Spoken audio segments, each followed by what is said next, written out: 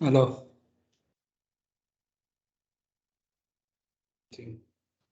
Everybody back.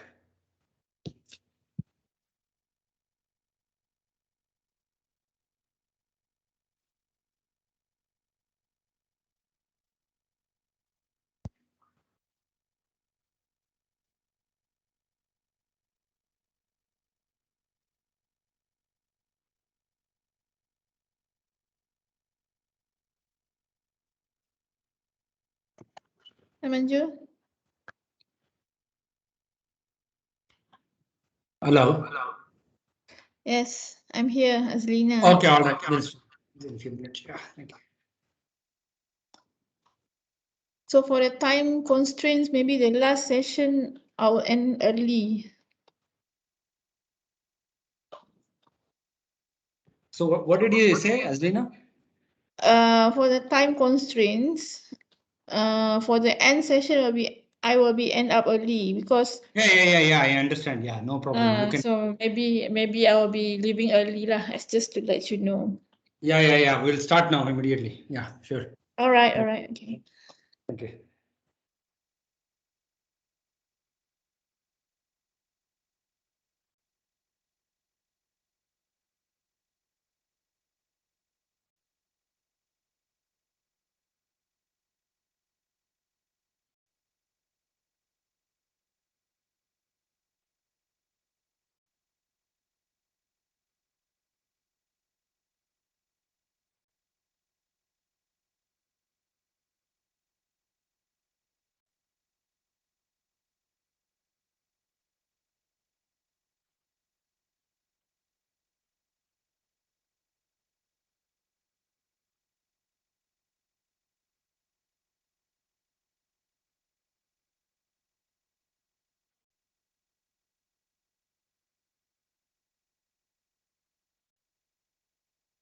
Okay, we'll resume because I do understand, appreciate that the other time zone, I think they are ahead of time. We need to continue. So hopefully everybody is in. So I'm just starting off. Hello. Is it a good? Is that okay to start the call or what?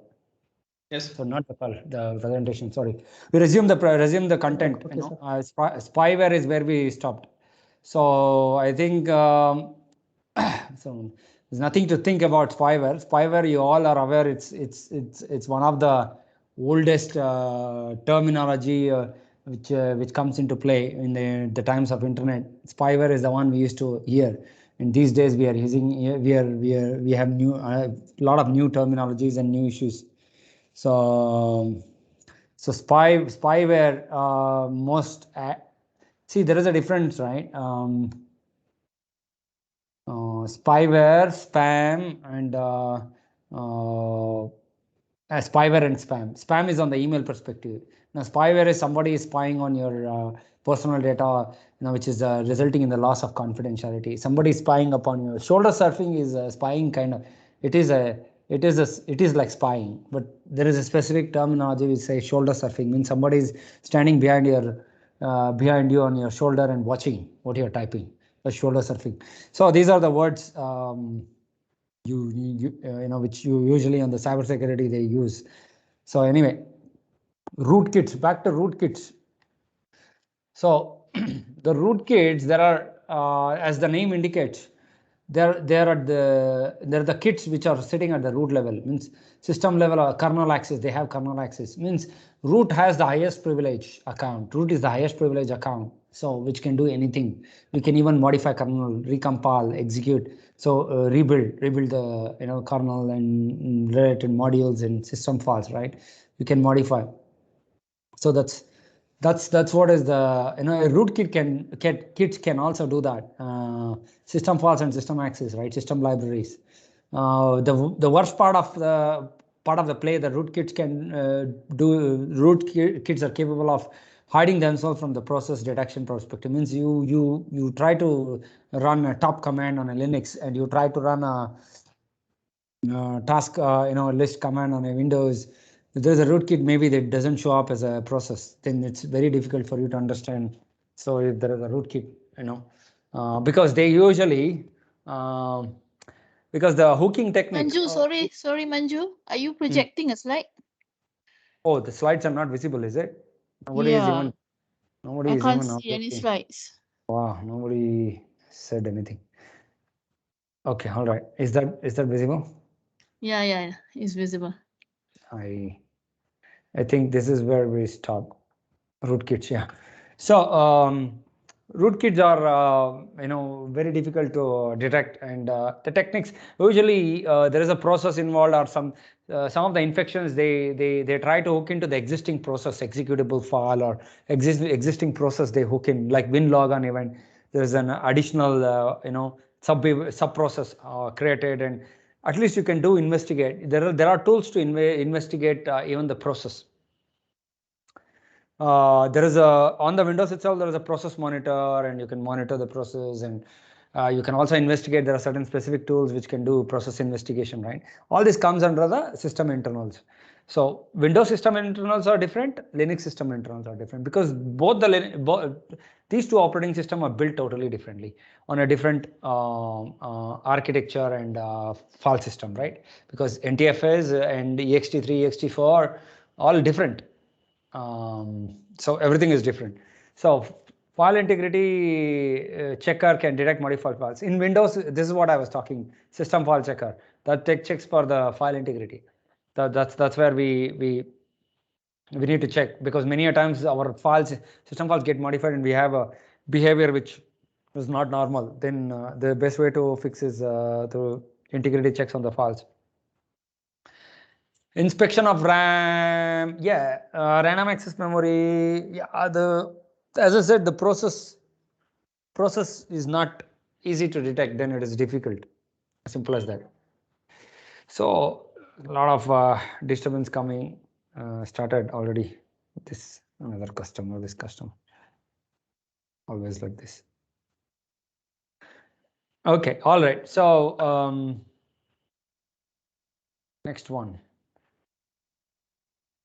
Coming back to the bots. Uh,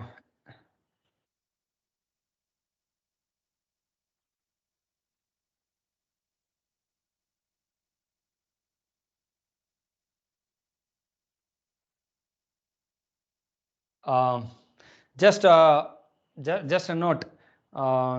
So especially Guru and Sai, hey, just I mean say, let's stop on the WhatsApp, right? Because I'm getting an accountant also pinging me, sending me multiple message, because it doesn't let me concentrate. So this is another problem. Okay, sir, I will. Yeah. Just let him know that we have started the session, right? He's notifying about your status. Yeah. I think you passed the message and he's passing to me. I already said I know. Anyway, yeah. So botnets are a collective. So it's a network of bots together form a botnet. So why they call robotic scripts? Actually, they are like software robots. They say bots. So small, it's like a small piece of program running, and they collectively form. They talk to each other and collectively form. Oh shoot! I'm just getting a call. I'm just getting a call which I have to pick. Just give me a minute.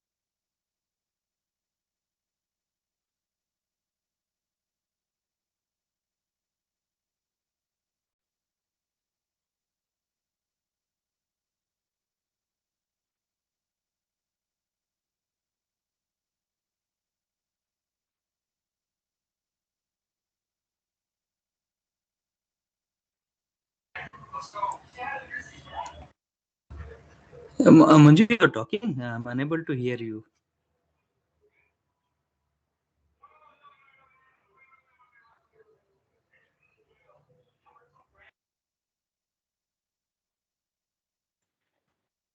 Yadu, sir is actually on a mute, so he had got a call. Okay. Thank you.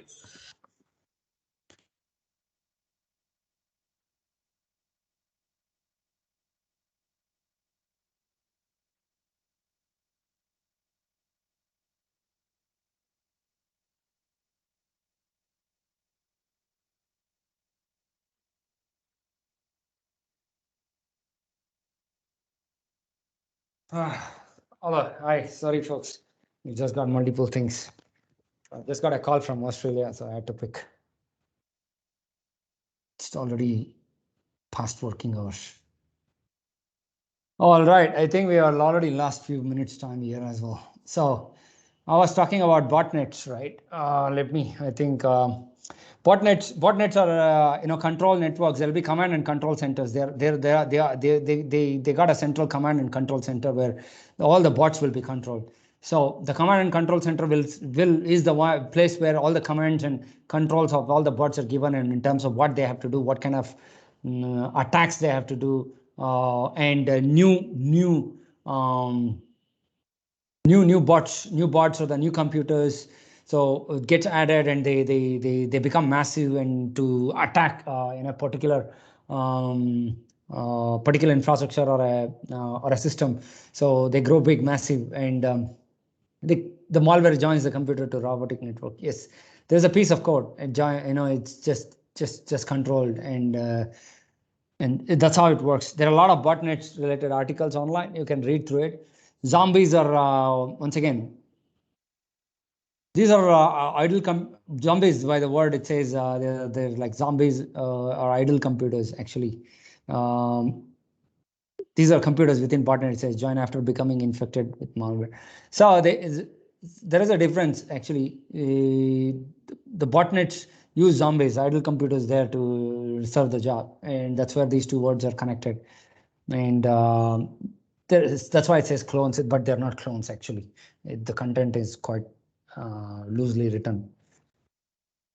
So ransomware, we know already there are tons of variants of ransomwares from last 10 to 15 years. We got many ransomwares coming out. So it started with a story of with a virus story or ransomware virus called Configure A, B, C, D, E, something like that. And then they used to attack the system files, means they take control of the system files and they lock the system files, and they encrypt, and the keys are with the guys who have written this ransom. And for you to unlock those files, now you cannot unlock because you don't have the keys, because it's encrypted by unique keys. And these keys are given when you pay them money, ransom amount. That's why it's called ransomware, ransom amount of money. And they don't take this money in dollars straight away, in rupees or any of your currency, ringgit. They take it in bitcoins, cryptocurrencies, because that's a black market, or it's called there is no risk there for them, and you pay it in bitcoins, and then cryptocurrencies, and they take that money, and then they give you the keys, and you can decrypt the files. There are tons of ransomware infection, tons of hospitals in United States, tons of other financial sectors got infected by ransomware, and many of them had to pay 70 million, 50 million, 40 million, 2 million, 5 million, depend on the size of infection and their financial status and the growth, their prospectus, right? They had to pay that much amount of money. They demand ransom amount. So typically encrypt user data. Yes, that's what I said, to extort money. Will destroy. That's what the pop-up comes and it says, that's it, done. We have your data. You just have to pay. Else, that's it, done. So there are cases wherein some of the data was also data breach, right? In such data breach, the they said that's not ransomware, it's a data breach. They said we're going to publish this data on internet and if you don't give us this much amount of money. That's also extortion. So what I was talking about, some of the programs which are running in the background on your processes, potentially unwanted programs, pups, right? Trojan horse, backdoors, and all those hooks on your application or some application you ran, and that's causing, that's opening up unnecessary ports on your system. Those are the ones you need to be careful. So the best way to check, yeah, question back to these guys, our testers. Cybersecurity analysts, sorry.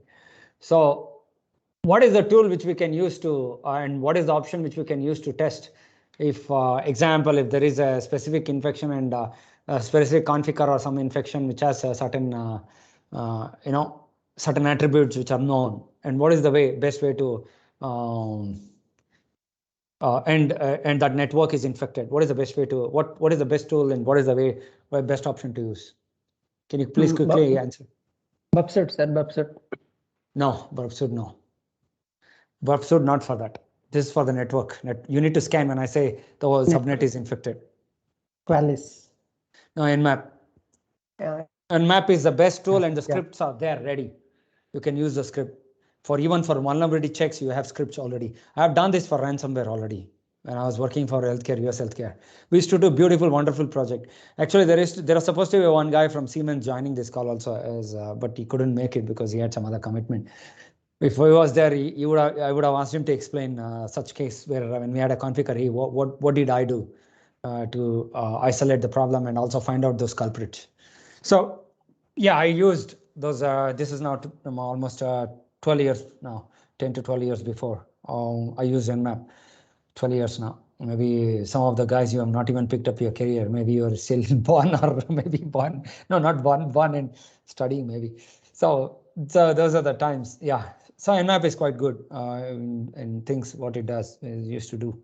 And you have to be innovative and you have to know what you are doing and you have to study before. So the issue first and then the solution. Okay. So there are viruses which doesn't infect the file, right? So which are just virus. They do some injection and they do manipulations on registry.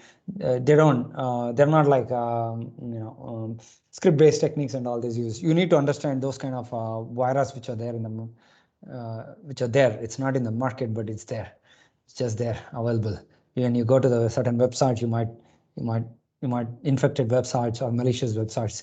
These days, your security solutions on your laptop can prevent such because they already know those URLs and links which are not trusted.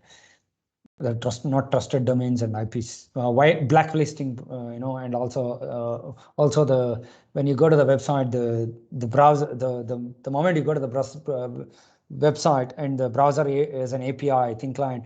It's got a plugin of that. That's why these days Trend Micro, they said you want to enable Trend Micro even for your web browser. You put that plugin there. They are always checking and they're guarding you so that it doesn't let you get infected or browser and your system is clean still. So otherwise you get adware is another big problem. You get pop-ups like crazy pop-ups. And this Windows has this pop-up option also. And by default, you don't do also, they're gonna start popping up and giving you a lot of unnecessary things. And then you need to disable. That's why security hardening is the most important control, which has to be taken care. Endpoint, desktop hardening as a server hardening, both very important. So question. Question to all of the guys. What is the, let's take, I'm putting up one question. There is a system, there is a company which is developing some software and there is a end user computing systems are most of the computing systems are Windows 10 or the latest one, Windows 11 or whatever. So they are looking at a solution to harden the endpoints. Maybe Jason has to answer last if nobody answers. So what is the best way to harden these desktops quickly so that these developers working and all those operation people working, their desktops don't get compromised like this, their browsers and all this? What is the simplest way to harden all the system consistently? Antivirus. No, hardening system, man. Your solution is just protection technique to the system to prevent malware. But I'm talking about hardening. So hardening the system. Hardening system means everything. Encrypting the hard disk. Disk encryption is one solution. It's in the hardening, total hardening. But okay, the best way to harden a system when we talk platform hardening, I clearly gave a scenario, right? It's a Windows environment, means group policy is the best way. Lock down everything, desktop, lock down registry. You cannot run registry. You have, everything is locked, and you cannot run, run as CMDs. That this browser is locked, and you cannot run many things. You cannot plug in USBs and all. That's the best way. Group policy is the best way because I said Windows. You have to have a policy. Policy is the best way, which takes care of hardening everything, all the applications and platform together, including your plug and play devices and everything. So that's most important. Okay, so that's later comes additional hardening process, additional controls for the system, which is once again antivirus, and enabling certain encryptions and all the stuff, right? That's social engineering. Most of the people, you are always under the influence of social engineering attack because you have a problem of over socializing. You have a problem of talking. You have a problem of talking, too much, and you have a problem of socializing and giving too much information. Always give need to know, need to have basis. That's it. So don't give too much information. So once again, very important. Social engineering is not tailgating, right? That's not tailgating. Social engineering is not tailgating. Tailgating is bypass of physical access control. So impersonating is another story, right? You're trying to act as another person. That's impersonating. That's not. Or social engineering attacks can use this. Impersonating could be one of the things which can be used. Then maybe it's talking about that. I know we are supposed to cover another topic today, but we are still running behind the schedule. Impersonating. Say impersonating somebody else. Shoulder surfing, I've already spoken. You just standing behind the person and watching out. Yeah, tricking users with hoaxes. Yeah, hoaxes. There are a lot of people who are just hoax. They just talk rubbish. Okay. So social engineering, once again, is coming to tailgating is just you following you're not bypassing a physical access control and following a person who is authorized to enter the premises, but you are not authorized. You just jump through. That's mitigating. That's like bypassing man traps and all the stuff, right? So man traps are the ones you see in MNC, multinational company, and your enterprises protected with man traps, so that you go there and you put your access card and just can move. One person can move. Certain times, you can quickly jump through. So once again, that's tailgating, right? Also, if you enter a door which has access control, and you enter behind another person who has access to such premises, that's also tailgating. Dumpster driving. Once again, dumb. You are dumb, right? Dumpster driving is you are like doing a dumb job, but it's still a useful information. Going through the trash, you're trying to see that if you can find some useful information is dumpster driving. So the best control to mitigate this is have a proper shredding process where you don't leave the pieces of paper here and there which has some information, and that's the best. Paper shredding is the best. And have secure lockers for those files which are confidential in nature, have to be locked inside the locker. And don't leave it on the desk. Dumpster diving is going into those bins and finding out.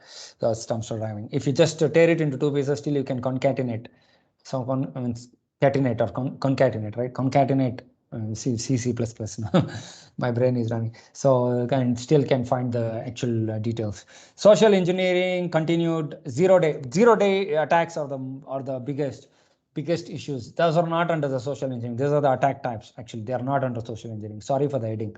So zero-day attacks are not detected by the antivirus or your controls which are in place. They go undetected because there is no still release, signature release for such. Still, it's brand new attack.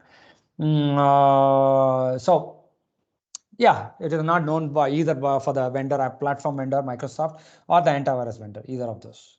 So that's how it is. So you need to really fight through the zero-day attacks, because these days antivirus companies, that's why they have a rating. So when say Symantec is no more rated high, and people have been moving away from Symantec to some other antivirus. And definitely I saw there is a huge trend of people moving to Trend, including us. We have moved to Trend. All of our systems are protected by Trend here. All the technical guys, right?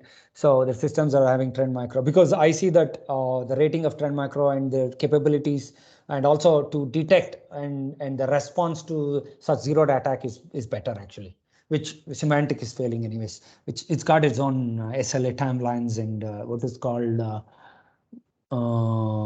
it's not empty mean time to detect.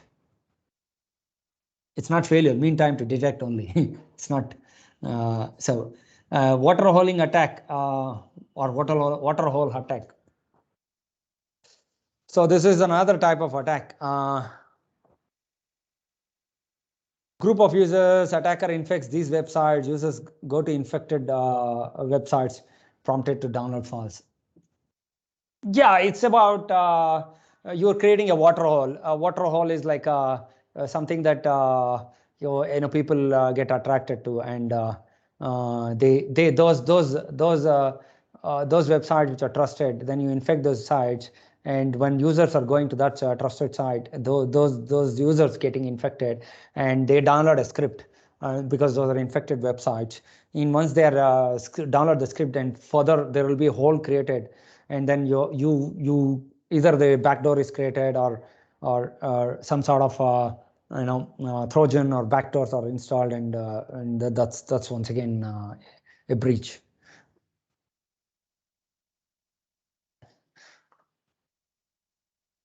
Yeah, we know URL hijacking. It's also called typo squatting. Actually, outcomes of such is I don't know how these totally ad revenues are generated, but we know when the URLs gets hijacked, and it's quite difficult then situation that you are also redirected certain times without your own privilege, means without your own knowledge, not privilege. You are redirected to a malicious site and all this. These are the squatting, squats. Squat is an exercise, and its type of squatting has come from that. Reselling at one point of time, the business loss, reputation loss, which is intangible in nature, so which leads to reputational loss, leads to monetary loss, and they shut down or they sell the domain. They have to go with new one. You try to force such customer to sell the domain off. Elicitation is elicitation. The word is English word very clearly. It says you don't believe in elicity. This is like active listening, but reflective questioning means when somebody is trying to elicitate, so they are questioning, and there is making false statement. That's elicitation exactly, and so that's another, and trying to defeat the purpose, or trying to create more dilute the actual focus. And so elicitate messages like that, they say. So once again, via email, I already spoke. Phishing attempts and spam are the most. Spam is already known. There's tons of articles, and you also have spam filters built into your email clients, and your email servers also plug into the spam database, right? So those are the key things you need to know. There are the spam database, right? And phishing attempts, very well, we have discussed this morning. You need to make sure these are the basic kind of checks you have to do. That's once again awareness. So in the part of the awareness, you need to ensure that you check the emails, whether it is a genuine email from the genuine, check the header, and ensure that the mail, read through the contents of the mail before clicking anything, and see through the way. Once you have investigated the header and in the email and everything, then you, before clicking anything, you need to read through the content, and then even if you click anything, so see through that. You if you click that and the browser where it is getting the URL is coming, what do you see there and what you there, you need to check. You can always right click and check view hyperlink. Instead of clicking there, you can always look at the hyperlink where it is going, and maybe it says login here. Click login, but when you click login, it might go to a website called OCBC banks.com, but banks is not the actual website. OCBCbanks.com. Okay, these kind of things, or it might say HDFC .com, but HDFC.com is not HDFCbank.com.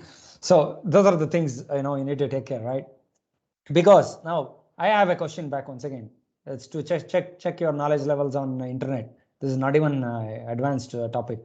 So the question is, how do these guys, these kind of cyber criminals and those with the criminal mindset, or with not a good intent, how do these guys get these kind of domains? Is it easy to get, and what's going on? Why things are failing still? Why such things are coming out? And what are the best ways to mitigate this? This is once again, it's a very big question, because at the internet architecture level, and at the internet, what's it called, registries, domain registries, this has to be handled.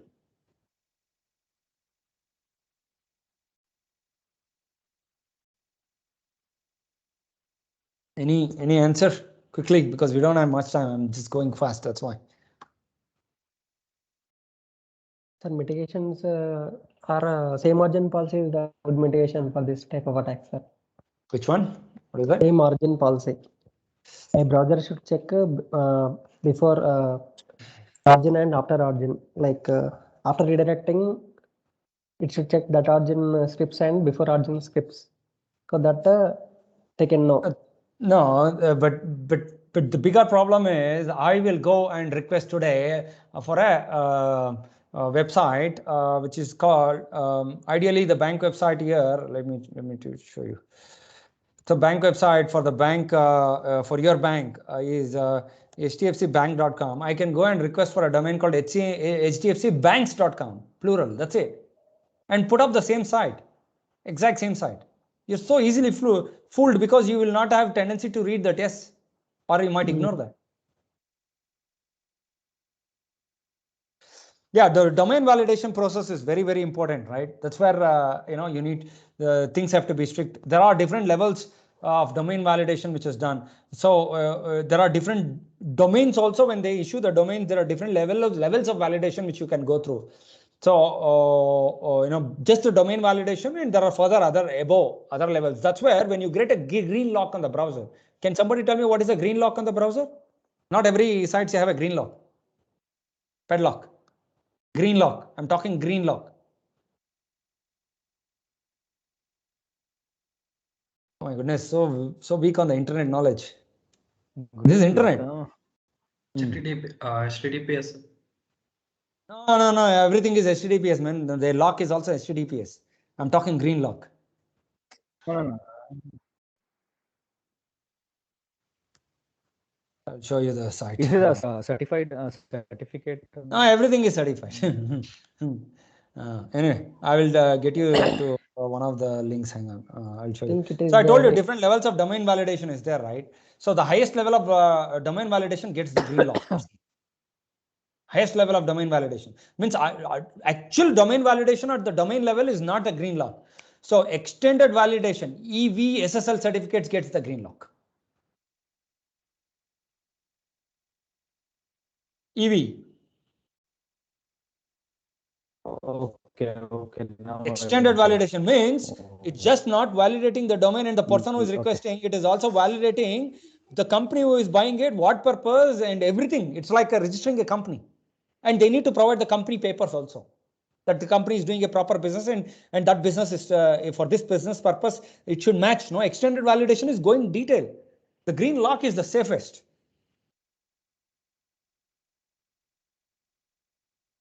Now, which side has the green lock? Anybody knows?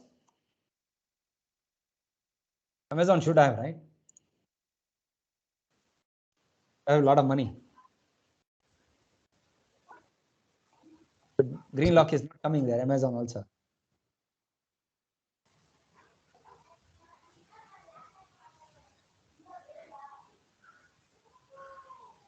Okay, let me put this screen. This is what I was talking, right? Anyway, I think not everything will have to, no. But anyway, as I said, I can just show this. I think Pro EV Semantic as a green lock. Let me open.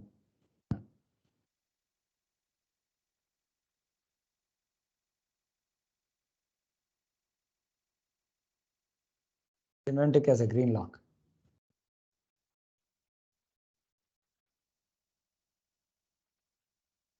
Semantic secure.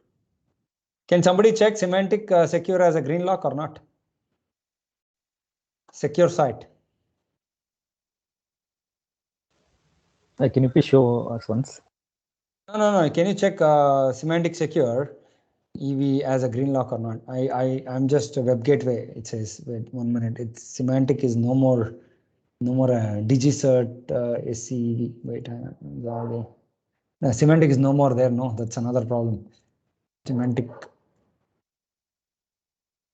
GeoTrust. Let me see GeoTrust.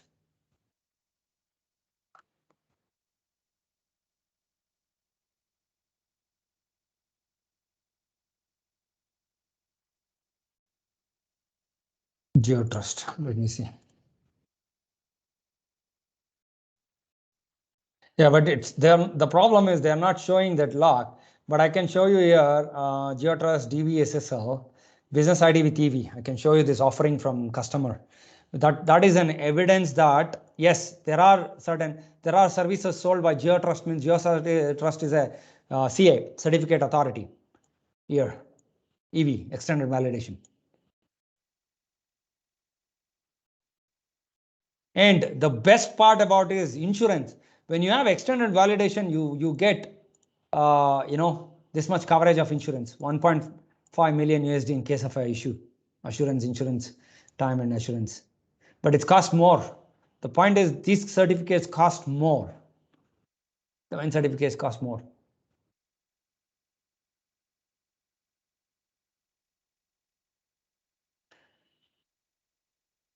So that's one part. GeoTrust.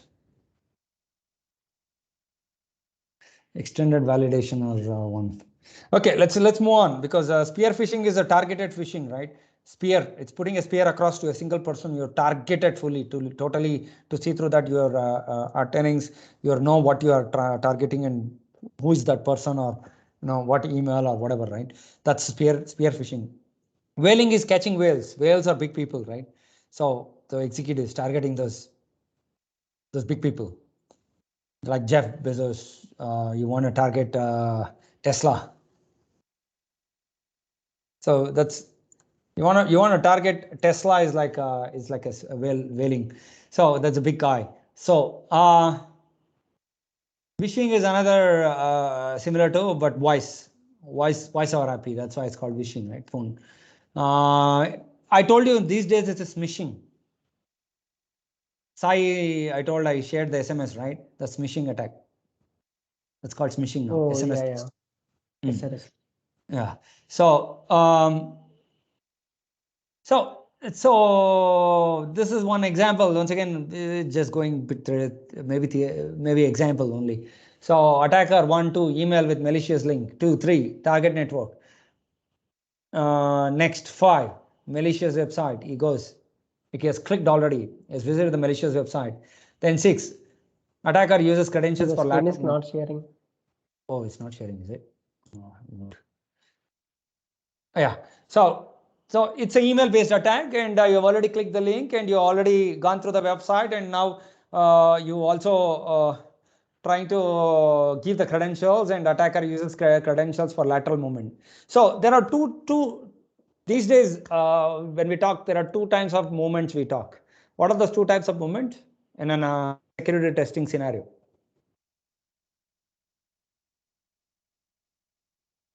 Vertical and horizontal.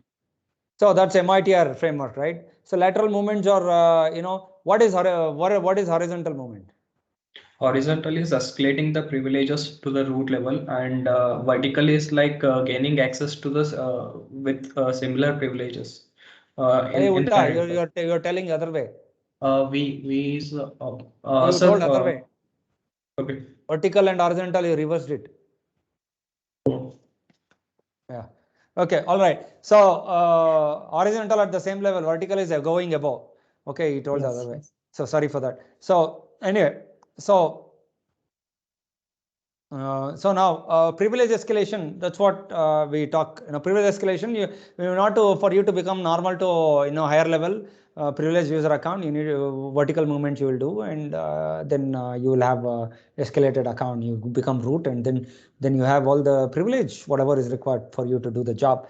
So exfiltration of data, filtration, exfiltration. Then you start exfiltrating whatever you need, and then you also clear the backtrack or backlogs.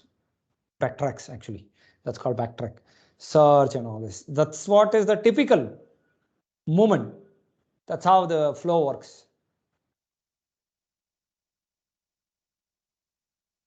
We already discussed all this. There is a DLP, data loss prevention techniques, technologies, anti-malware, antivirus, security gateways, unified threat management system, firewalls, personal firewalls, perimeter firewalls, anti-spyware, anti-malware, and so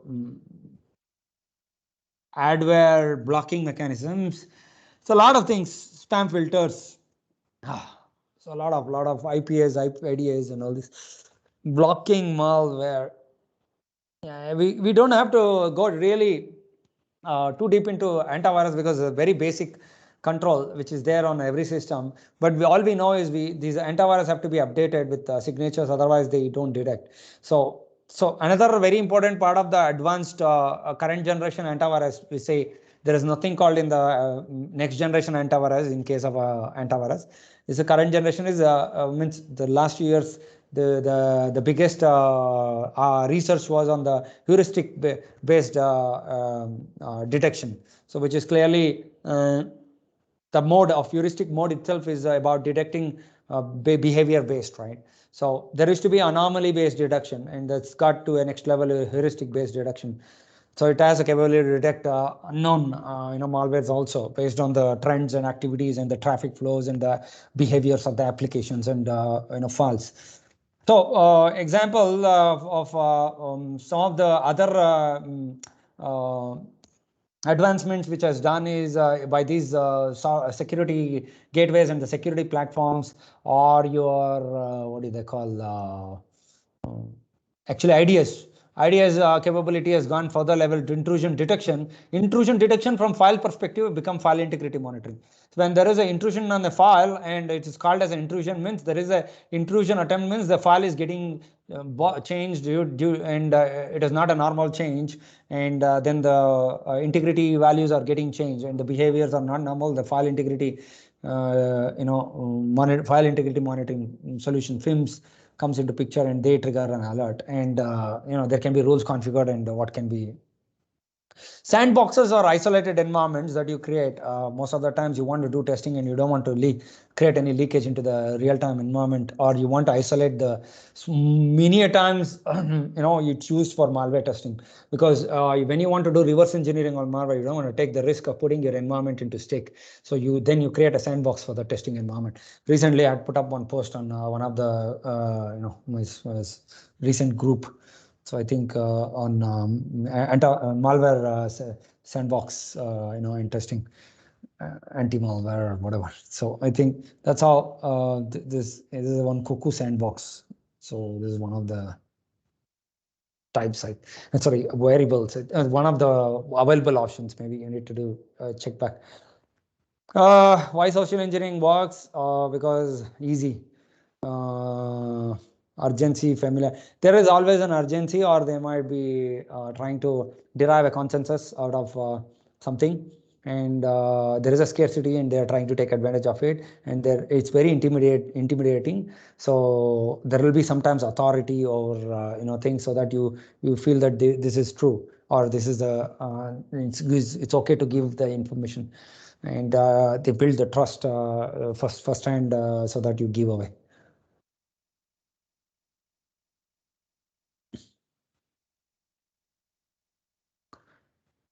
Okay, OSINT, everybody knows OSINT. Open source intelligence, OSINT is the open source. So can somebody tell me, tell me, what are those products which depend on OSINT in the right now available online for download, OSINT based. All the commercial products also may be using OSINT also, but there are free available options for you to use.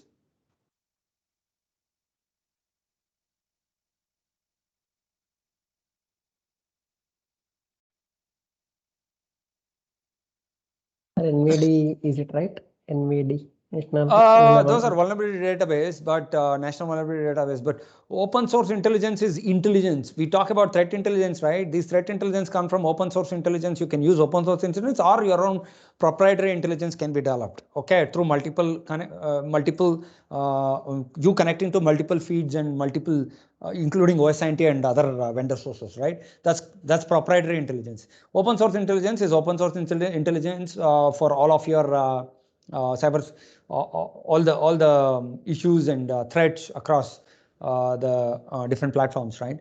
So vulnerability database is one among those. Okay, one among those NVD, and common vulnerability exposure database, CVEs, and OpenVAS. OpenVAS is a framework developed using these, and you are able to do a vulnerability assessment. So you guys have to, I mean, some of you guys who don't use, right? You need to, now let me do this because it's going to too theoretical. Let me open the browser window and then open. So Yadu, are you aware of NVD? NVD. Sorry, I didn't get you. Can you please repeat? NVD. Okay, here we go. National Vulnerability Database. This is maintained by US, right? And see, once again, NIST, right? National Information Security, Information Technology Laboratory, whatever, right? So NIST does that, National Institute of Standards. They give the standards, right? National Institute of Standards and Technology, US Department, once again. So NVD is the database. You can here, please go take. There's a latest calculator which is V3, right? You can go through NVD as a database. All the vulnerabilities are you can see here, and also you have a calculator which you can use to calculate come up with the scores. So now if you want to particularly go search for a vulnerability, you can search happily. Full listing. Which one? 2021 January? You need to know the CVE score, right? There are ways to search. You can also search by names. I usually do that. I did that for by category, search and statistics. I think you can by category, easy. Improper authentication. So please go through. Very importantly, you need to run through all this. This is the assignment for the day. You need to understand NVD, National Vulnerability Database, what and all it's offering, and what there are a lot of things you can see. If you are a network guy, you are a firewall guy, you please go through and search pertaining to that so that you find interest, in that. Example products, CP search. 1 minute. Go ahead. actually common. This is once again common platform enumeration. Let me see Cisco if that will give the result.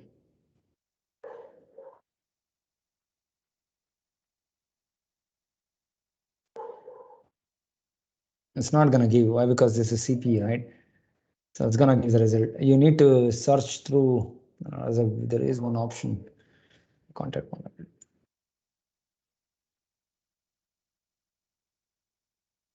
CP search statistics.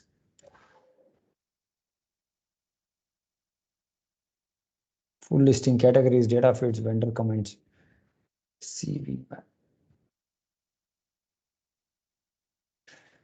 Yeah, I think. Let me do this.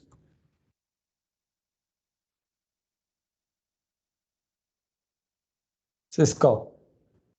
Okay.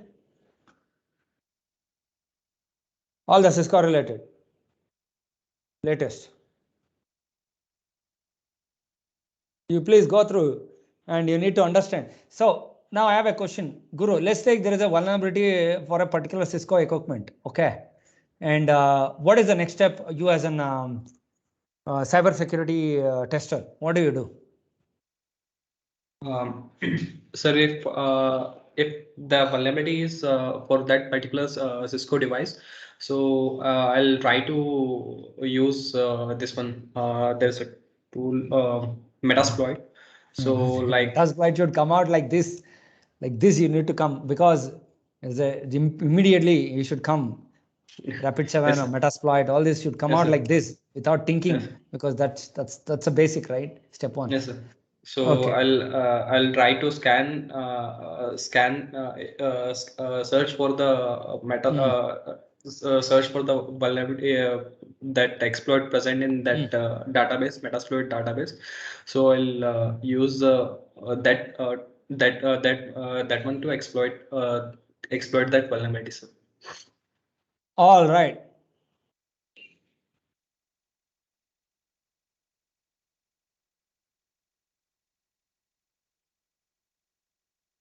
Okay. So you need to Metasploit database, right? You need to check back and you need to see for that particular device, and you already know the CVE score. So there is you already know there is a ID, CVE ID, you already know, and there is a issue, and then you need to exploit. Whether there is an exploit, you need to then exploit it. So that's a step, right? Next, you need to see what and all issues are there, and how do you exploit. Okay, what is the patch level? Means there is a vulnerability, means you already know, means there is a issue. It's not patched. Okay, all right. So see, please go through every single one of these because I think, see, I'm just showing you few, right? So I told you once again this CV database, right? So it's once again NVD CV is all corrected. Okay, connected CV details. So it will also give you the but yeah, one moment.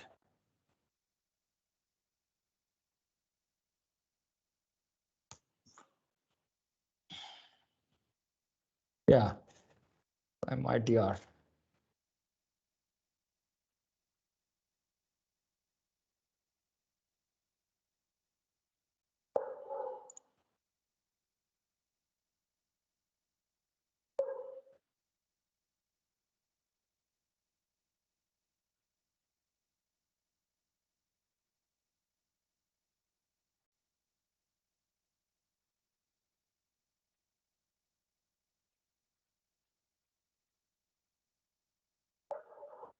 Server thread information exchange. Public alerts or warnings, private alerts and reports, push and pull content dissemination. This is for once again, threat information exchange, securely. So that's a language. STIX. In a secure and automated fashion. So if you have a solution, there are multiple architectures and multiple ways it does exchange, right? You can go through this in a handout.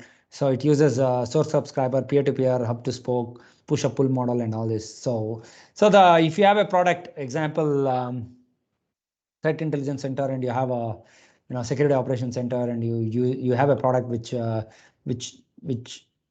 has a threat intelligence and all this, then you want to exchange, how does that work? What is your architecture multiple? So then you might have to use this kind of standards. No, that's what it is.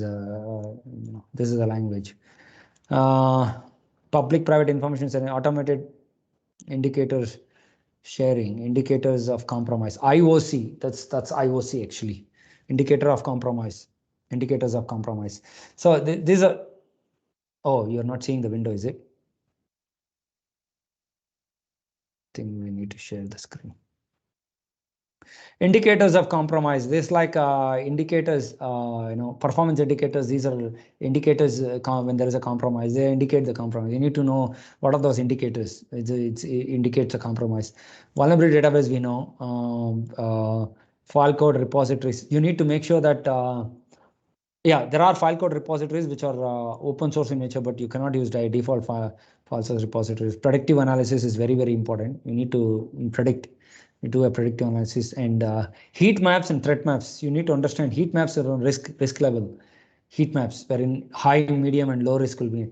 Threat maps are you need to know what are those threats and from what angle, from which angle it can come, and how it can affect your application or your overall business. That's about threat map.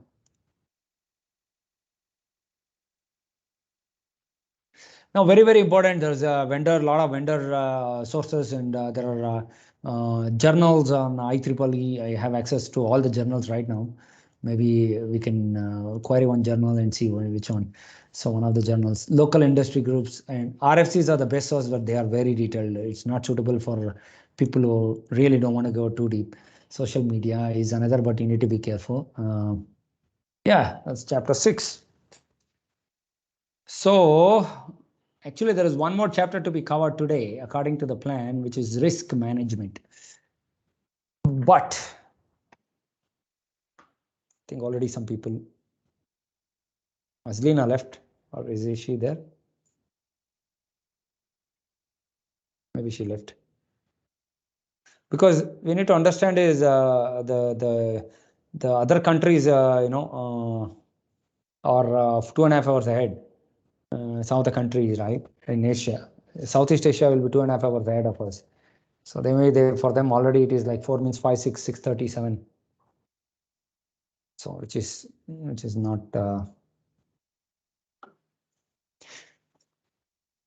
So a lot of things to do still. We're just on tomorrow. When we start the risk management framework, I'm going to talk about a lot of things. Luckily, we have only spoken about controls today, and we need to come back on the regulatories. We did not speak yet on the regulatory. Risk assessment, qualitative, quantitative, data roles, responsibility. Yeah.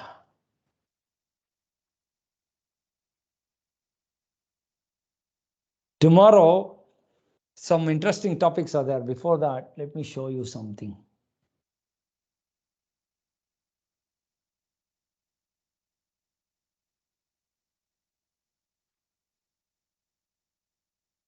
Not sure why the infrastructure is not starting anymore.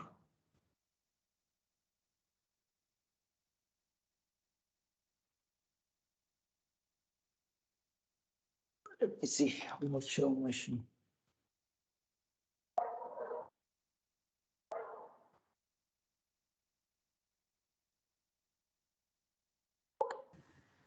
You're sharing something. We can see only the chapter 6 summary slide. Yeah. So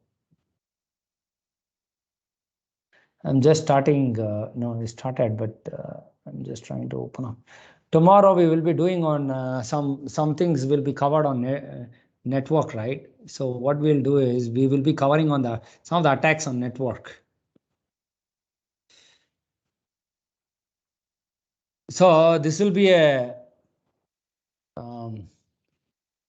tomorrow will be there'll be some protocols and all this, and some of the attacks and all this, right? Sniffing, DDoS, poisoning attack, and all this. Maybe we can do some basic. I can show some basic things. How to do and all this. So scan some services and all this. So some basics we can some of the basics can be covered. There'll be a lot of things which you might be already knowing about services, but only perspective is how to secure I'll be talking, because security plus objective is to see through that there are services, but you need to ensure the services are securely configured. That should be the objective. We'll cover on firewalls and network devices. Tomorrow we'll cover around yeah, a lot of things, proxies and all these details. But these are, once again, you might have come across all these content in already. You might have learned IPv6. Also, I will try to cover some details. Which I think I have a old slide. Better actually to use that. Network technologies is one topic tomorrow we'll be covering. And on top of it, securing your network. I think securing your network is chapter 4. I think my book has a lot of content, but yeah, maybe I'll try to show some wireless network. I will show you one easy hack on wireless network. So penetrating wireless network, and then I will for that wireless, I need to connect to a different system, maybe to show that. Some other problem. IDS, IPS, protocols on AAA and radius and all this is there. Wireless attacks we need to understand, and RFID attacks we need to understand. Remote access networks. So network is all tunneling, protocol, VPN, site-to-site VPNs. We'll be talking about multiple things. Technology is quite vast, but I can show you some real stories also if possible, because we have the lab here for network.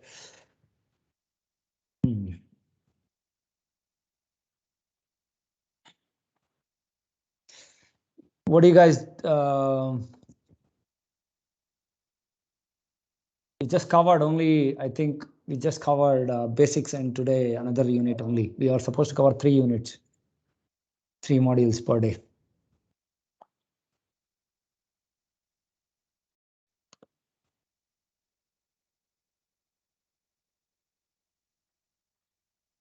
So what do you guys think? We continue with other topics, or let's look at some questions. How the exam questions are.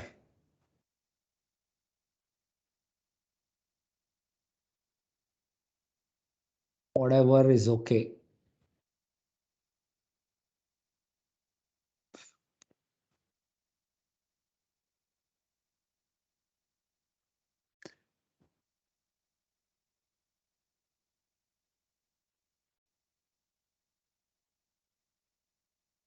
So for the material, what we will do is I have your email IDs. I will put it on a drive, Google Drive, and I'll give you access so you can download.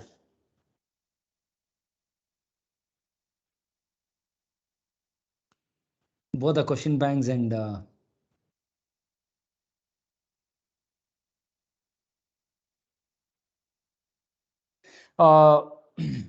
so so can you who's Sai, right? Sai, can you just quickly tomorrow put up a damn vulnerable Linux on your system, and then just run through so that I should be able to explain. Just share the screen only, and then showcase the individual attack. You can explain and I can add through it. So that's basics. Okay, basics means different types of attacks, all the cross-site scriptings and other stuff, right? I'll try to bring up possible some of those here also.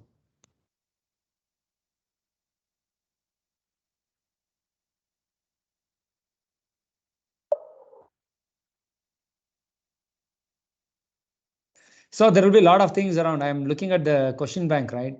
So its question bank is quite straight, and by the time we cover, right, there's a lot of questions of Wireshark related, and captures and loggers, logging. So let me share the screen. This is how the questions are looking like.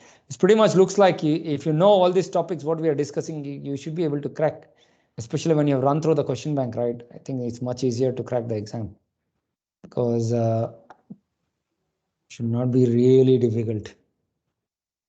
Example, you see here, A security analyst is reviewing the following output from a system, it says. And you see, it's going time by time by time by continuously time by.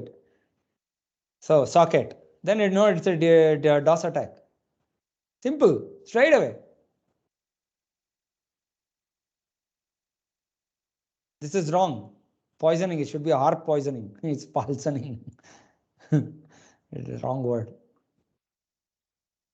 At least if they give harp poisoning, still it is confusing, but they gave a wrong word itself. So pretty much, I think looking at honeypots, they are talking. Some, oh, today, change mode permissions. Whenever you see permission, change mode, CH mode. LA, there is no command called LA. So I will show you these tomorrow. Attack framework, and we'll go through some NIST and some other regulatory frameworks. HIPAA, PCI DSS on a very high level. DDoS. Most of the see DDoS. Wireless, I'll try to show you some issues.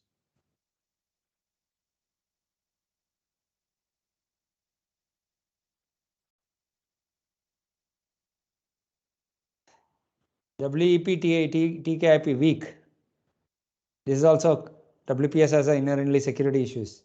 PAP is not related.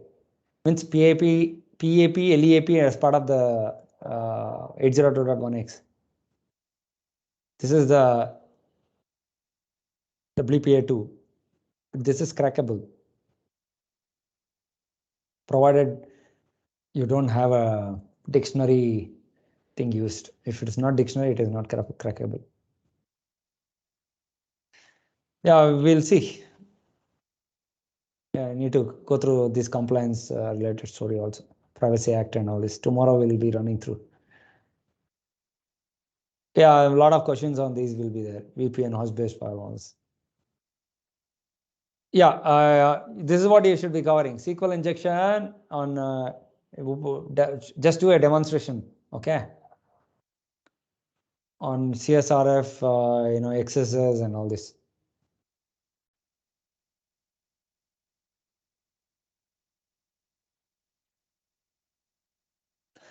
Backups, we'll need to run through backups.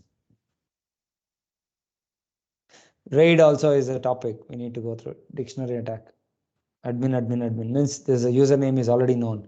Password is running through. It's a dictionary attack. Off, on. Spoofing. Actually, this is not a good question.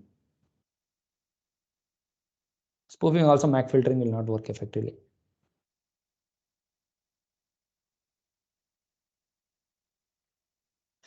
Yeah, I will cover some of this. I'm just running through because I want to know what are the kind of types of questions which are coming. So we will understand. I'll talk about custodians, what is the responsibility and all this. Tomorrow we'll talk.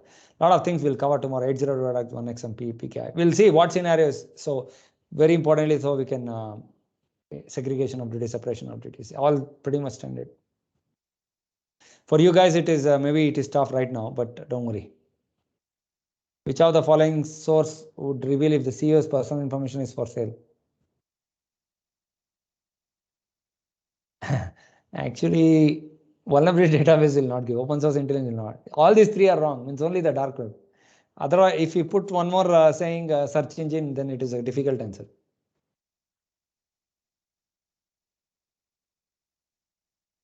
I will talk about FRR, false rejection rate and false acceptance rate, FERs and all this. So we will talk.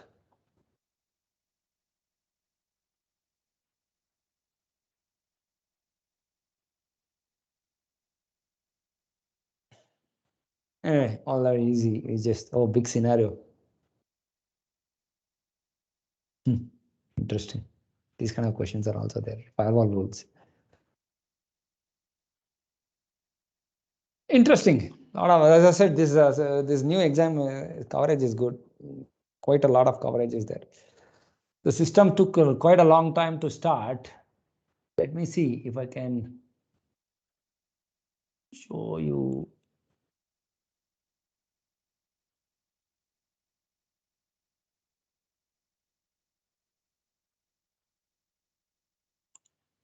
I don't know what is the problem. The system is not visible. Kali. Wow.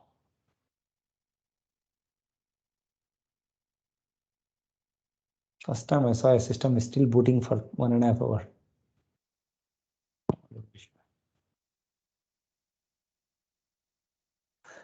Okay, I will leave the systems as it is because tomorrow we need these labs. You cannot take risk of shutting the system off, or I might hibernate.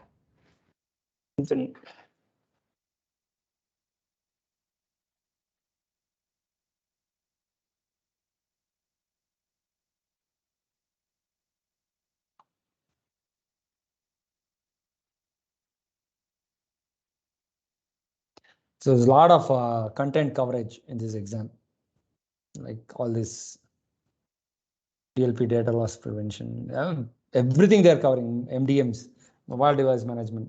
We will talk. There's tons of things to do. See, RAID technology is also covered. Security awareness training, encryption, surveillance. Oh, Nmap is also covered. Very good. HPing and Nmap is covered.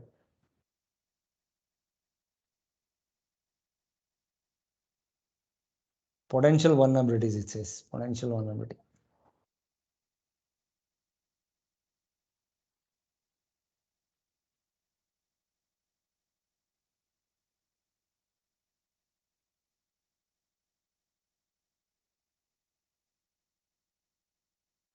So then we need to cover a lot of things.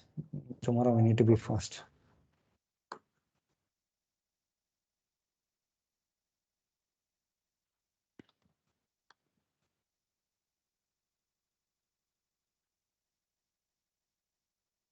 So, basically today what you have to do is, can you download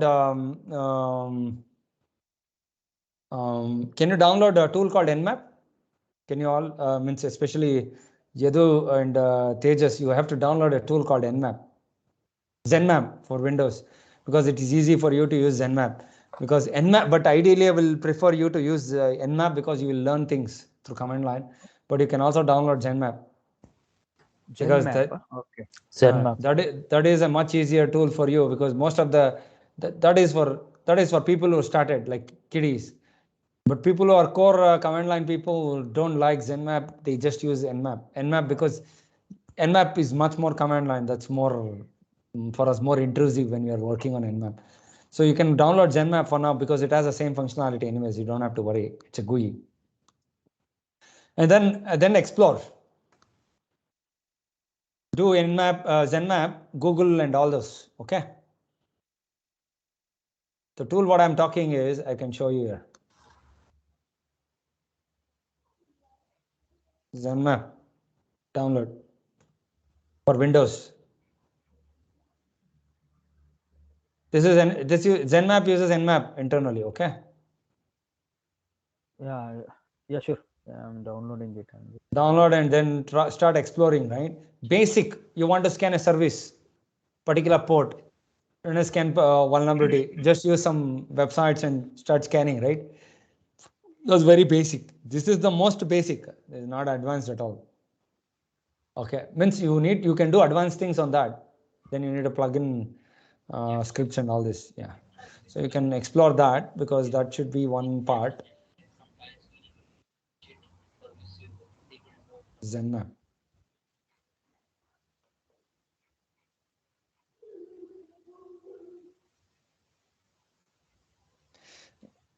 I need to make sure there's Kali Linux and all the systems are talking to network tomorrow, because tomorrow if you have to run some lab, then you need that. Right now there is a problem. When I ping the gateway, it's not pinging. It's another problem.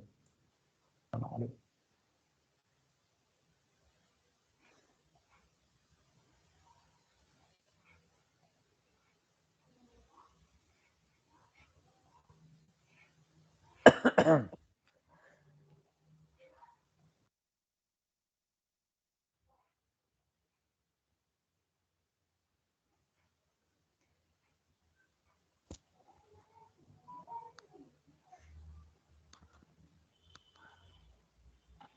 can show you some of these actually. Which one attack? Hosting your own access point.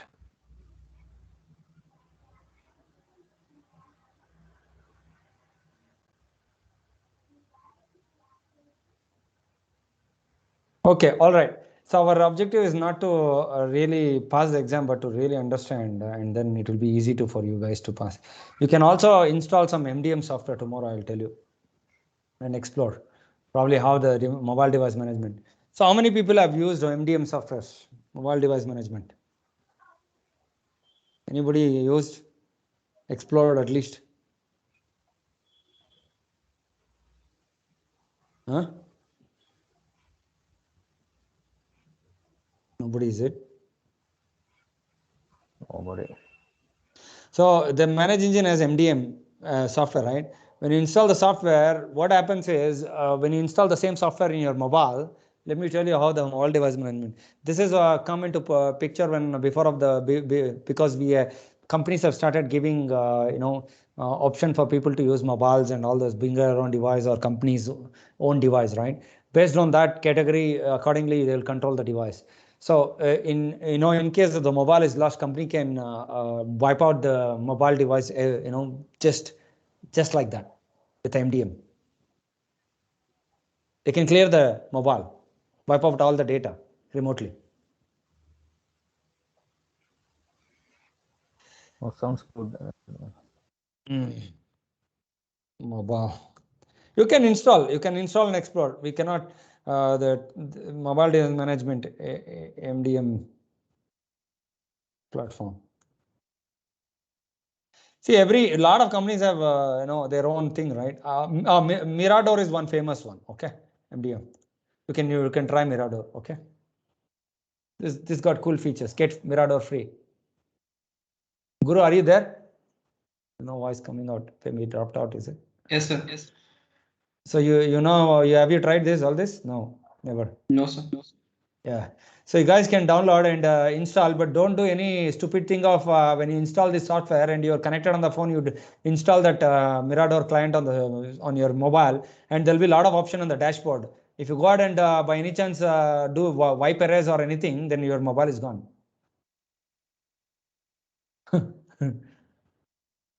Yeah. Calculatively you need to use. Calculatively you need to use very carefully only. Yeah. Okay. Because it is like a remote control. See, device inventory, restriction and configuration, applicant content, data and here.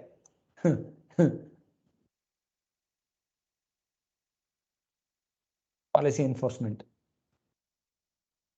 remote maintenance. Where is erase? Erase is there actually. Anyway, that is there. Is there. You can lock the device and erase and all this. Try this because MDM you need to know there will be one or two questions on MDM, mobile device management now. This is all there. Okay. Try this because we might be covering a lot of things of all this now, but still it's better. No, I'm giving some assignment so that you all are at least doing some preparations than coming just without any. Yeah, I tried downloading ZenMap download, but it got downloaded Nmap setup. No, ZenMap only is there. GUI, graphical user interface. Oh, okay. Yeah, just download that, and then you'll get options to scan. Then you can explore the options, right? You'll learn. It's downloading now. I'm just seeing that it's just downloading that. Yeah, I think I can show. Wait, hang on. ZenMap should be here.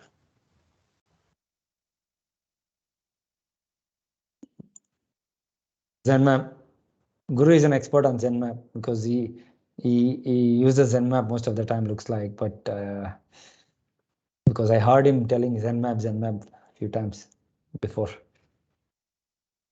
So anyway, it is the same Nmap. It's nothing, nothing like it's a bad tool or anything. It's the same thing, but only thing you have a graphical user interface.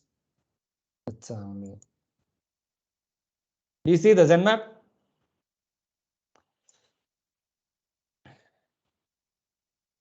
This is where I said you can scan.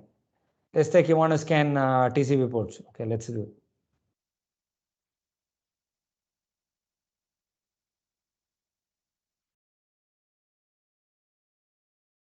Intent scan will take time, but you look at the number of ports which are open because Google. What is this? Google front end proxy. Front end proxy 443 and many other services. Now let's do this because we don't want to scan a Google front end. Useless. You need to understand all this. T4 AAV, all this, right? So there are different things you can do. You can blueprint the fingerprint the operating system. You can do verbose mode. You can do TCP scans. You can do UDP scans. You can do different options are there, right? TCP port scans here, TCP ports, intent scan, no ping scans, quick scans. You need to do. You can also define your own comprehensive scan.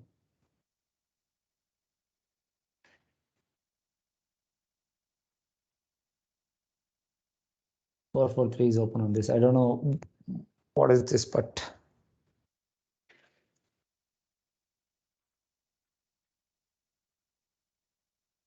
so please, very importantly, brush up your fundamentals on because when you're doing Nmap, right, especially you need to know very important TCP headers, TCP and UDP header, your SYN, your rack, your those what is SYN and all this. Without that, you will not know SYN packet. You need to know it used to synchronize.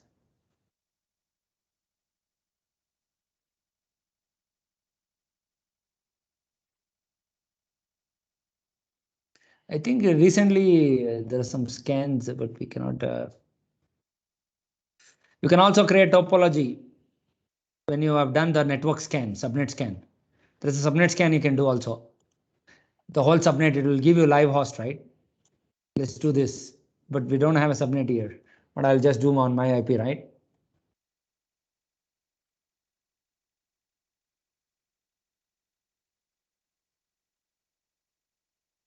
Okay.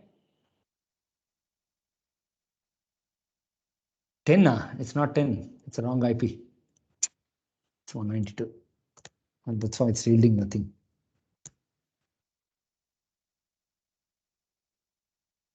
Immediately you should get the result.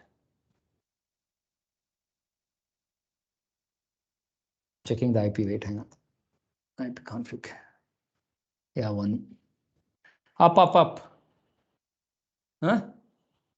Yadu, are you able to see? Subnet scan? Not able to see, is it? No, I'm unable Why? to see that. No, but this was the same screen you shared. Now I'm able to see that. That's a topology how it is connected.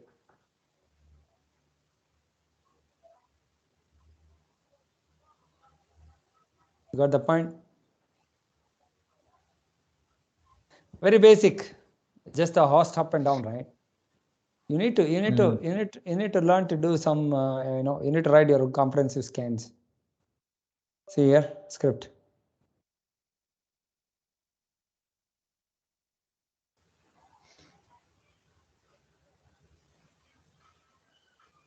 Guru, what did you do? What did you do on the scan recently? Don't reveal any sensitive information. What did you do? You're using Nmap. Sir, actually, I wanted to use the Nmap, but no Kali Linux was installed. So thought I will be wasting the time. So went up with Nmap, sir.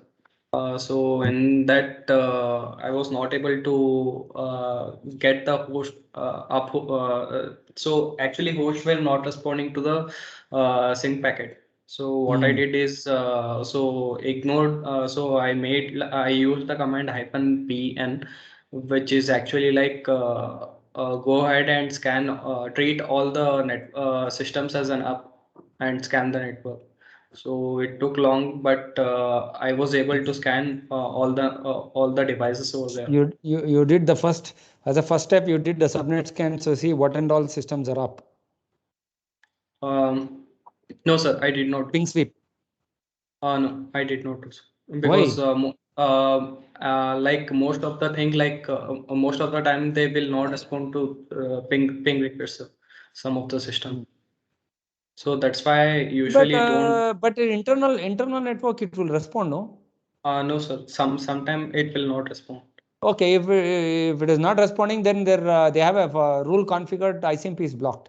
Yes, sir. ICMP will, most of the time ICMP will be blocked. So better I'll try to scan directly, or else -pn. I will use that command. So with -pn, 100% I will get the results.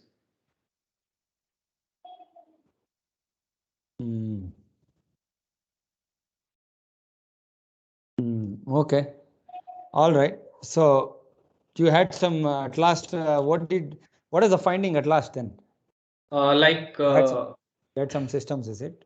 So I got most of the system live, and most of the services versions were rebuilt, and also I came to know what operating systems they are using, and based on that we can find the vulnerabilities they are having inside them. Okay. Okay. All right. We'll discuss later. Anyway, just a note. Just a note. Yeah, Yadu, if you can see, this is the gateway. It's got some multicasting IP, enabled. Version 2, IGMP. Like this, it will scan and find out. All other systems are down here. See, on the subnet, full subnet.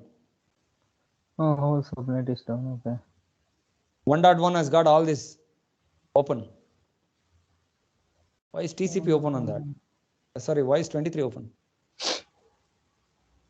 I don't know. I need to check. And Very maybe interesting. I myself did not do. Oh, it's open. That's dangerous. Telnet is open. Telnet is open, no? it is open. Yeah, 23 port. I'll show you. See how you can learn, right? You do at your home only. Do one small thing. See, I was able to log in. Telnet. Oh, config. LS configure system. Reboot show. I think show is better. So let's see, right? Show status WLAN WAN echo. There's no echo. Show ARP.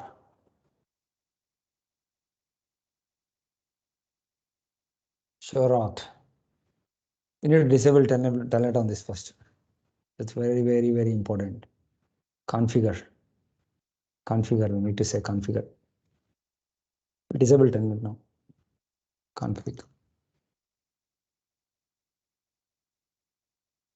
Commands after config are, what is it? I use the GUI, is it? Because this one is a router. Configure echo services. Where is services status? Services pop might filter. I'll use the GUI to disable the telnet because it's dangerous. So what is the outcome, Yadu? See, just now I logged in, right? What is the problem with telnet? Do you see the problem? What is the problem with telnet? No, telnet it is it takes a plain text password and there is no security, so there is no encryption to log in. So we need to go for text. Okay. So now I was logging like this. Okay. I'm logging like this, right? Yeah. How do we see the password?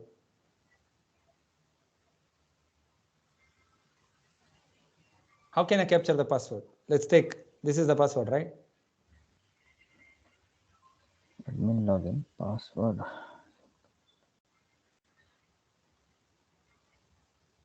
Okay, let me show you. Now let me filter. You need to use Wireshark for that, right? Yes.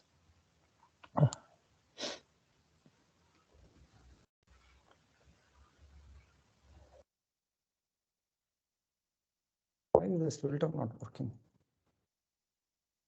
Source.ip address, destination.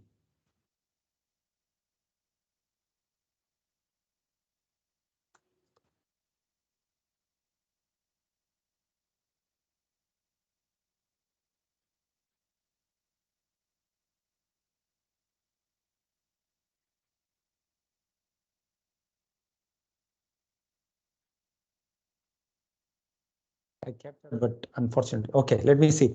Let me show you. I captured the packet, right, when I was typing the password. This is what happened. You see this telnet? In that you see data.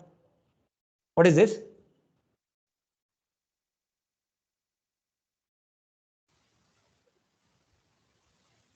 Hello?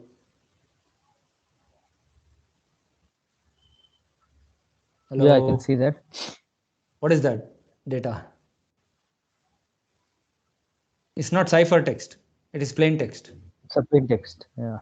It's not ciphertext. Ciphertext is encrypted.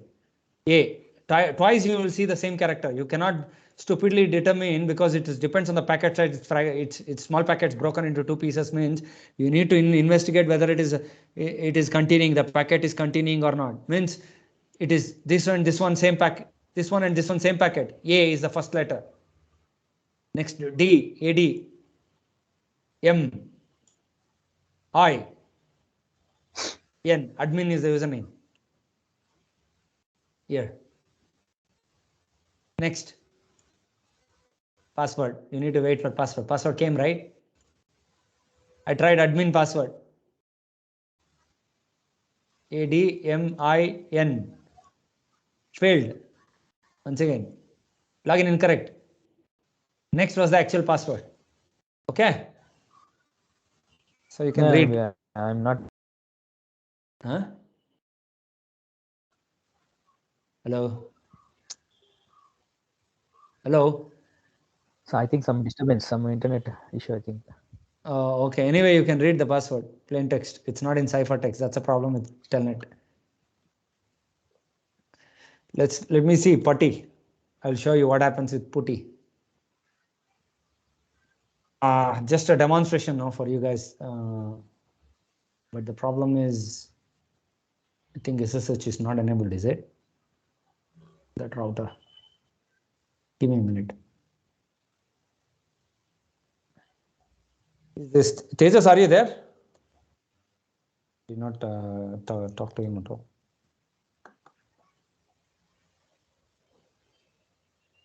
TNS statistics.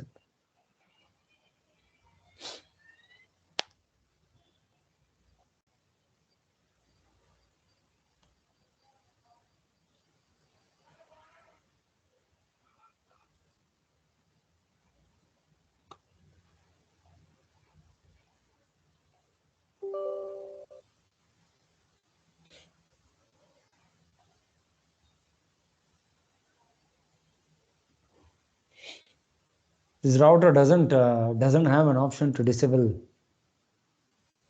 Very interesting, right? Disable telnet. I can only deny through echo. Wow. Interesting router.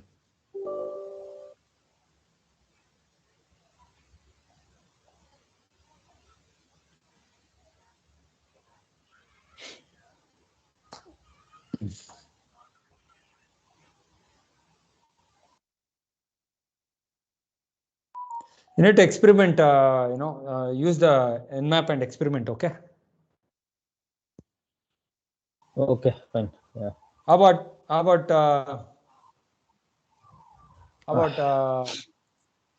so tomorrow I will try to show some things because Kali Linux will also be up tomorrow. I will try to show some attacks and what happens and all this. Kali Linux is up, but the problem is the interface is the for some reason reachability is not there. So 1/1, 1 minute. I'll try E0. E0 /1.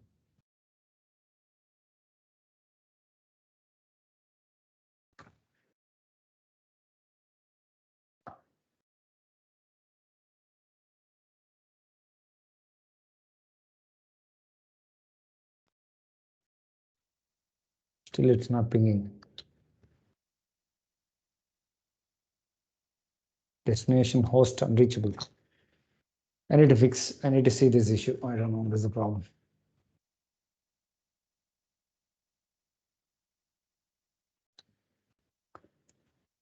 NAT.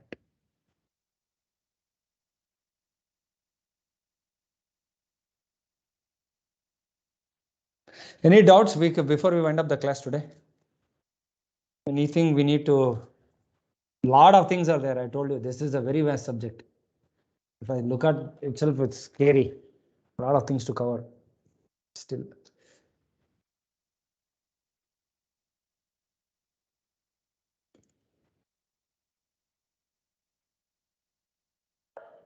What did we cover today?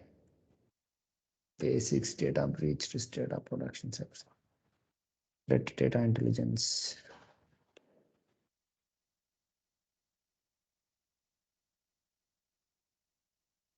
Guru,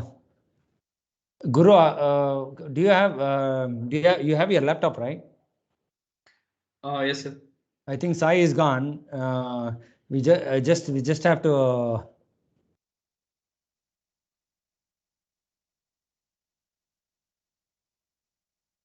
So we just have to prepare. What is that? Just install damn vulnerable Linux, or I will install, right? Or you install and just it's easy, right? But these guys don't know Edu and all. Okay, install Yes. and just you have to project and show. Okay, Okay. I can add to it. Okay. So I explain simple things. What I'll do is I'll try to bring up some more tools here on my laptop. Okay, sir. Only damn vulnerable Linux. Okay. Okay, sir. After that, they will install and practice. Okay. Okay, sir.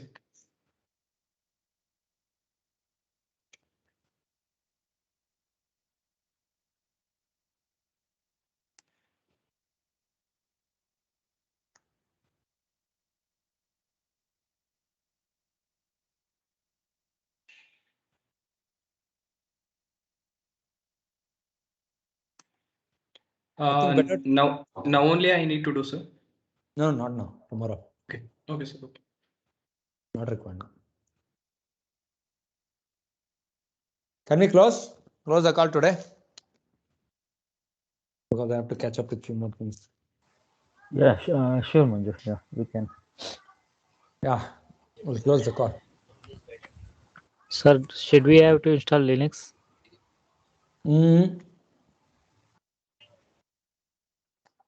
If you install Linux, let me give this. Hang on.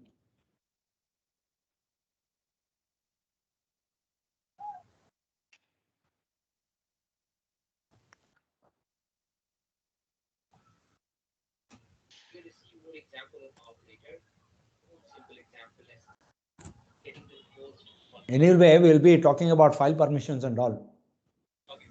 There is a separate topic. Okay. Because that's also important.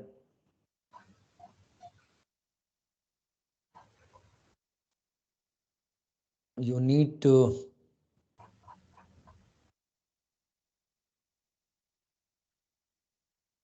you can install Linux and just basic commands. Basic commands you can practice, especially pipe redirection, grep, chmod.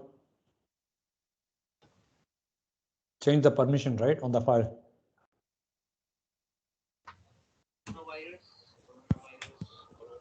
but not required actually. Okay.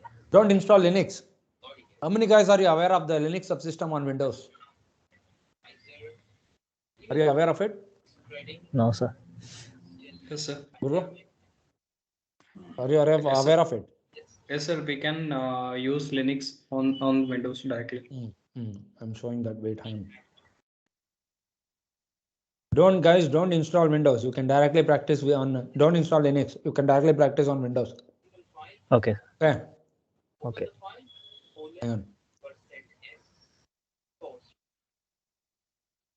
See this? It's called Linux subsystem on. Go to the Windows Store. Go to the Windows Store and type Linux. You can directly install. Free. Are you getting my point? It's free.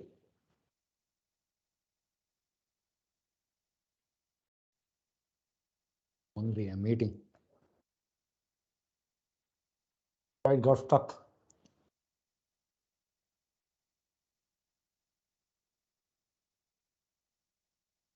It got stuck.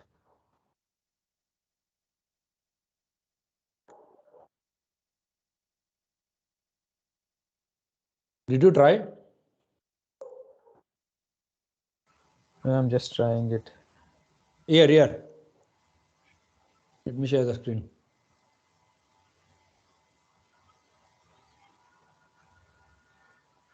This is what you need to do. I don't know, my system has gone damn crazy. It's hanging now, all of a sudden. Yeah, here. Go to the feature and do that. Windows subsystem. Sorry, it's Windows subsystem. Subsystem for Linux. There are drivers and there are libraries which can run Linux.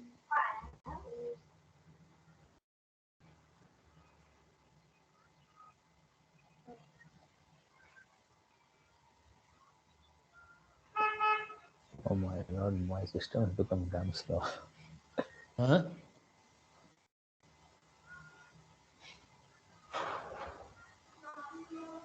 Once you do that, right? Okay. You will see like this. You will see like mine. Oh shit. Your system is like that. See, it's running now. Okay. You see? Oh, okay. Yeah. So say That's how it will enterprise run. server. It's running.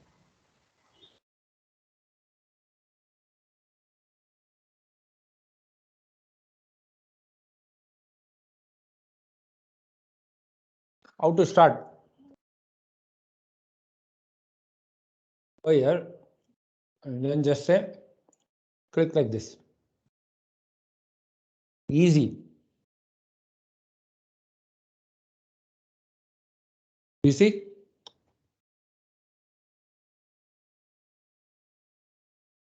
Let me go. Dash home. Directory and there.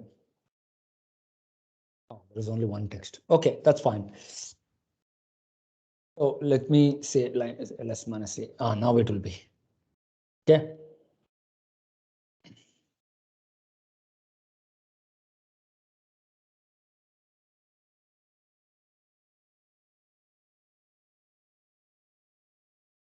So what is the default editor is vim. Okay, let me say what is the permission right now. Let's understand the one dot text. See this right now. I'm the owner of the file. This is my own home directory. User group others.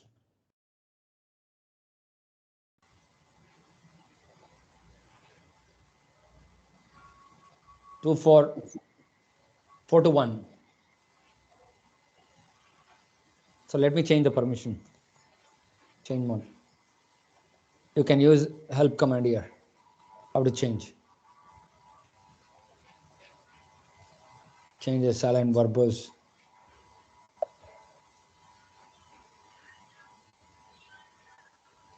If you don't feel comfortable, No manual entry, because this is the problem with subsystem. You will not get manual entry. That's another problem.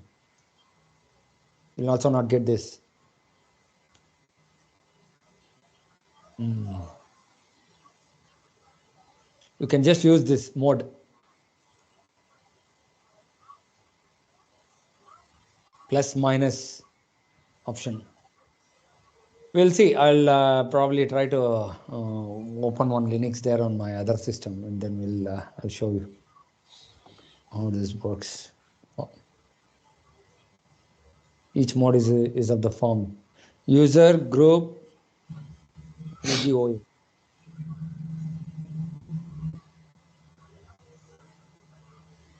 Read, write, execute permission should be there. Actually, anyway, there is a content on this. By the time I'll have the Linux here, I'll show you the permission, file permission. You can try like this, running commands and at least practicing. Most of the commands works. Only the problem is, see, most of the command works. Only the manual will not be there on this because the limited version.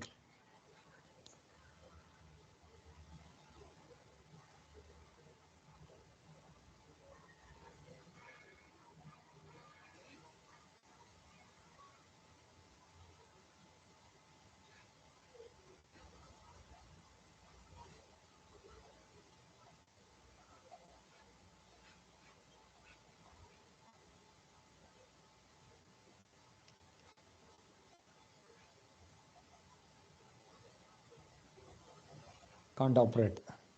There will be some limitations on this, right? You need to understand. It's not going to work like 100%.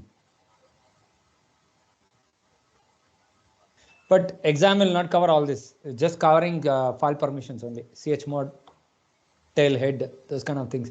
Means you should be in a position to go here /var investigation on logs. Logs are the major story. If you look at this, there are these many logs here.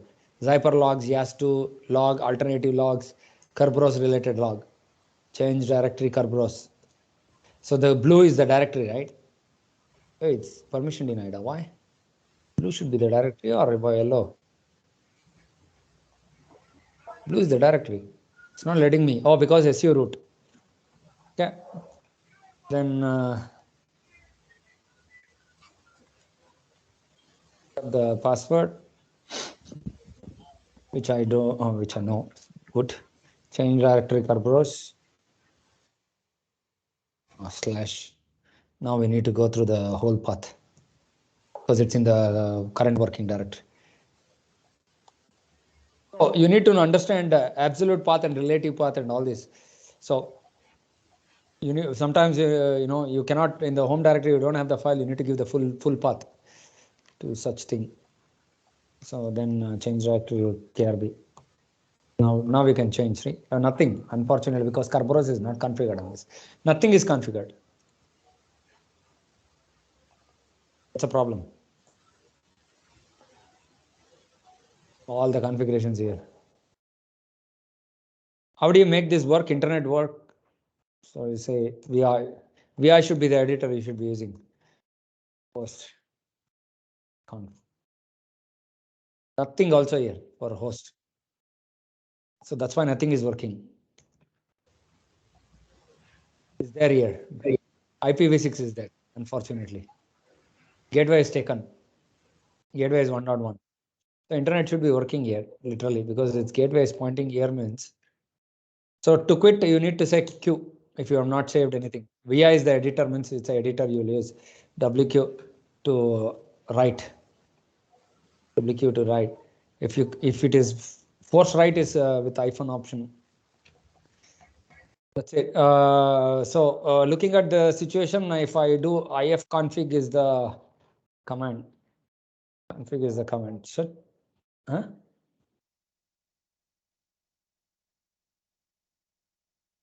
Hey, this is a joke. Interesting. Do you see this? I ran a command called directory, but it works. But directory is not like a Linux command. Agree or not?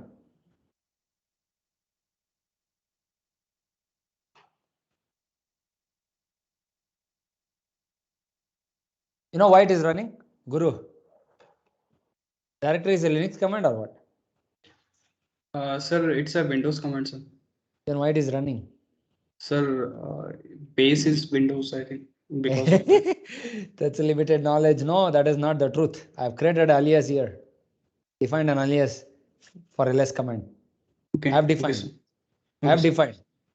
Linux is a very flexible operating system. You can define your own commands. Yes, sir. I can define all the Windows commands here. It will work.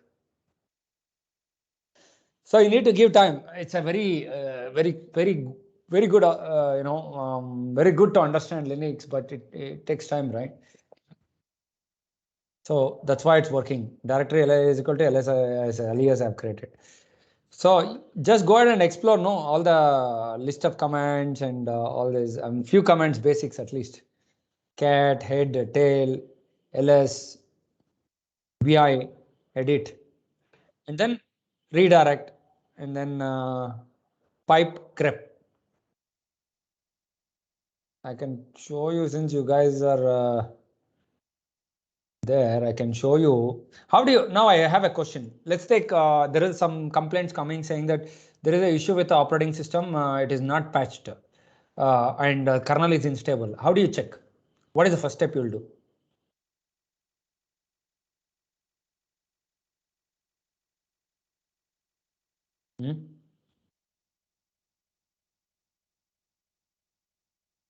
Kernel or the operating system instability. This is what is the command to check the kernel version number, kernel number, and then take up architecture. Then you need to do investigation. See, these commands are listed here. I've put up all the list. Anyway, so okay, all right. So anything else? Actually, Linux is not required, but you can always build some basic skills because Kali Linux needs those basic skills. If you want to run some commands, nmap, and all this basics, you don't have to become a full-fledged tester, but you need to have some basic skills that you know nmap, how to run, what and all scans, and all this. Nmap.org can be visited just for your information, right? For all the command support. Nmap. Nmap.org. If you do this right this much, I think it's good enough because this doesn't cover full nmap. All the capabilities of nmap is not covered at all in security plus. It's just that is penetration testing. It's not it's not security plus, but you need to know the capability of the tool. Here, user guide. Okay, can we close the call? It's already 4:30. Let's close. Yes, sir. Do you need any help? Anything else? Edu maybe exited. He already exited. He got frustrated, or he got technical problems. He got technical problem. Network. I rejoined. Technical problem. As Lena left away. Jason is still there. So clear, right? You can go through the nmap documentation on nmap.org and do some basic checks on your own network. Scan, basic scan, sweep, port scan, then go to TCP, then UDP, check the ports. Try some basics. I just tried. My all ports are open. Good, no? Then you go and shut some ports better. Yes. No, almost not telnet and all. It's TCP 135. Maybe it is required. Maybe it is required because nobody is getting to your network. But maybe you need to see. Your network is not the problem, but there are networks which are public facing. Those are the critical issues. They'll have a problem. Okay, you're saying from my SP end or something? Yeah, you can also scan Google. Who is stopping you? Right. You can scan whatever you want. Okay, then we close the call for now. It's already 4:30. Okay, thank you all. Okay, thank you everyone. Thank you, Thank you, Manju. sir. Thank you, I sir. think we Thank need you. to talk. Oh, Guru, you're not you. I think I'll talk to Sai sometime. Okay, thank you. Okay, sir. Thank you, Manju. Thank you. Okay, thank you. Thank you. Thank you. Okay.